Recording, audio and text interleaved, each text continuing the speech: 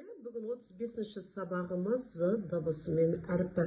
Әдеттегідей сабағымызда өткен сабақты қайталап еске түсіруменен бастаймыз. Ол өте маңызды. Өйткені бала келесі әріпті өткен әріпті ұмытып қалмас үшін біз үнемі қайталап отыруымыз керек. Және тек қана біз қандай әріпті өттік деп сонымен шектеліп қалуға болмайды. Ол әріптің, яғни ол дыбыстың дауысты, дауыссыз екенін. Мысалы, өткен сабақта а дыбысын өттік пе?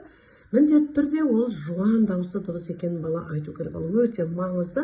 Алдағы уақытта дауыстылардың жуан жіңішке екенін ажыратып отыру. Өйткені диктант жазып жүрміз, байқап тұрсыздар, балалар а дыбысын жазуда қателеспеу керек.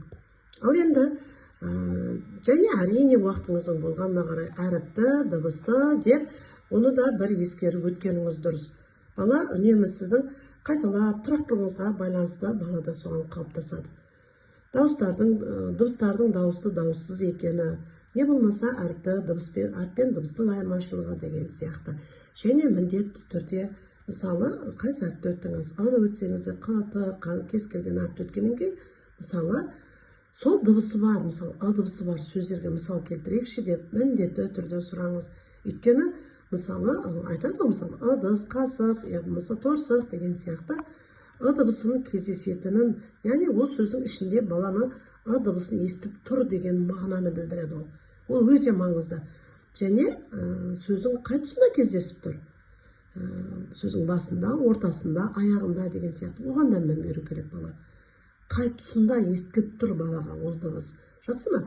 Яғни кейбір бала дыбысты естімейді, диктантты дұрыс жазылмайды, өйткені дыбысты естімейді деп жатамыз. Оның барлығы дыбысты қаншалықты дұрыс естуі біздің осы дыбыстарды өтіп жатқан кезде дұрыс үйрете алғанымызға, дыбысталуын балаға дұрыс түсіндіре алғанымызға байланысты. Қаншалықты бала ол дыбысты естеді. Жақсы ма? Ал енді өткен тақырып бойынша сұрадыңыз, барлығын жуан дауысты дыбыс, мысал келтірдіңіз. Енді тақырыбын дыбысын ашуыңыз керек. Мысалы, енді әдетте, мысалы, дыбысының өзі де бізге шатасатын әріптердің бірі. Біреулер шымен шатастырса, біреулер жымен шатастырады. Сол үшін дыбысын біз мұқият үйретуіміз керек. Әрине барлық дыбысы да, бірақ дыбысын көрек бала шатастырады. Сол үшін балаларға сұрақ қойып, мысалы, дан келетін, мысалы, зебра, зымыран деген сияқты, қандай дыбыспен басталады? Дыбысымен. Ал енді балалар, суретте біз не көріп тұрмыз? Қаз. Бәріміз қайталаш кені? Қаз. Қандай дыбыспен басталады? Қ дыбысы. Қандай дыбыспен аяқталады? Кәне бәріміз бірге. Қаз. Дыбысымен жарайсыңдар. Демек болар бүгін біз дыбысымен әріпмен танысатын боламыз. Қандай дыбыс екен бүгін өтетініміз? Дыбысы. Бәріміз бірге. Енді ны анықтатып айтқызасыз балаға. Тамаша жарайсыңдар. Қаз. Айтыңдаршы кәне? Қаз. Яғни бала сөзде де айта алу керек. Зымыран, зығыр.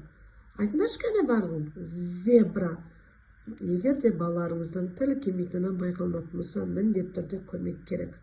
Бірінші кезде әрине өзіңіз анықтап айтшы деп өзіңіз әрекет жасап көресіз, мектептің логопедіне көрсетесіз. Ал онда да қиындық болып жатса, ата-анасына міндетті түрде айту керек. Әрине, тіптен логопедке көрсететін кездің өзінде де логопедтің жаңағыдай қойған түсініктемесі болады ғой енді балаға жасағаны. Сол туралы ата-ананы хабардар етуіңіз керек міндетті түрде. Яғни сіз өз алдыңызға логопедке көрсетіп, логопедпен жұмыс жасап, әрине ол бала үшін, ата-ана үшін плюс, бірақ ата-ана хабардар болу керек. Яғни сіз үндемей баламен логопедке беріп жұмыс жасап жүре алмайсыз. Яғни осындай қиындықтар болды, осы әріптерді қоя алмай жатыр, логопедке жүгіндім, логопед осындай деді.